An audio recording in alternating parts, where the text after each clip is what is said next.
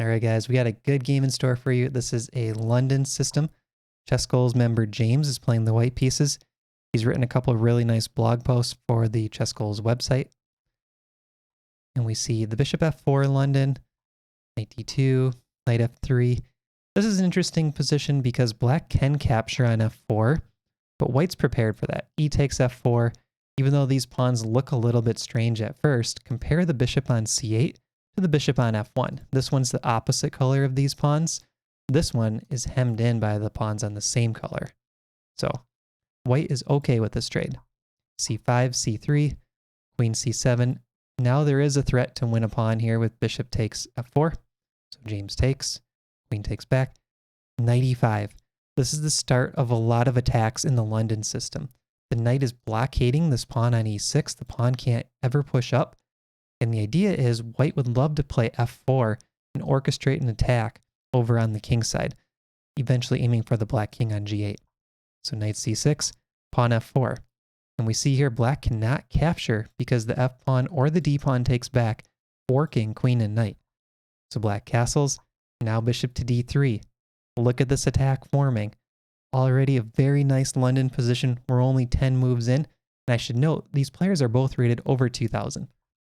Pawn to b6, castle. Knight goes back to d7. Now the knight is leaving this h5 square open, which he used to guard. And we see queen to h5, threatening a checkmate because the bishop is also guarding that h7 square. Pawn to g6. It blocks the mate, but look what happens. These dark squares become weak. Now white can try to take advantage of the dark squares. Queen to h3. Okay, so the queen had to move somewhere. Now we see pawn to f6. Pawn to f6 is not a good option. So the problem with pawn to f6 is once the f pawn moves up, this pawn loses a defender and this pawn loses a defender. And if you want to try to find the tactic here, pause the video. The move that James played is the strongest move. Bishop takes g6, sacrificing a piece for the two pawns. It's also threatening an immediate checkmate, so black has to take back. Now there's knight takes g6, threatening to win the exchange, also maybe threatening queen coming down to h8 with check. So here black decides, let's flee, let's play king f7, get the king out of there. Knight takes f8 by James. Queen's ready to come in next. After queen takes f8, now we see pawn to e4. So a lot of players here might think the attack has stalled for white. White is only up 1 point of material, but you don't want to stop your attack.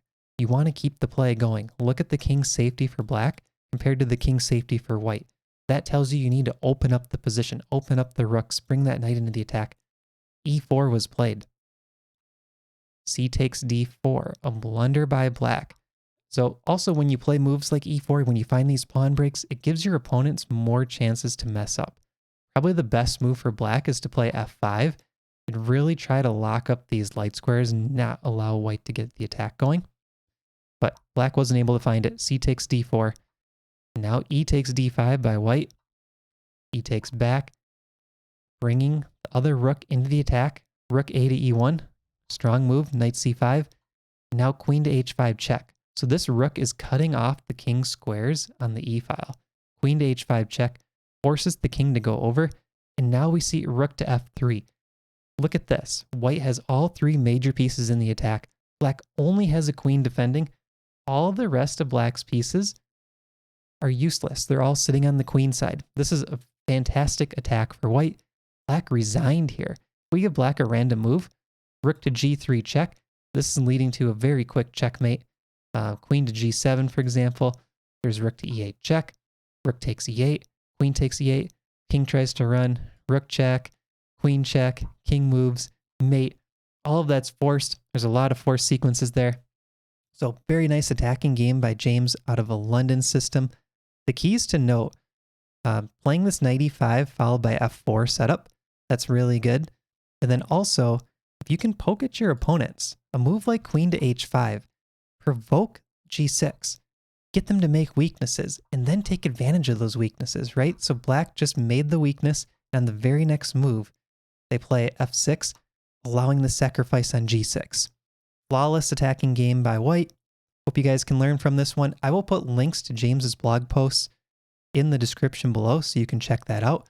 Also, we have a Chess Goals London course coming out pretty soon, so make sure to check out the links in our description so you can keep up on what we're doing at Chess Goals. Download a free study plan. That'll get you on our mailing list as well to get updates. Thanks for watching. See you in the next video.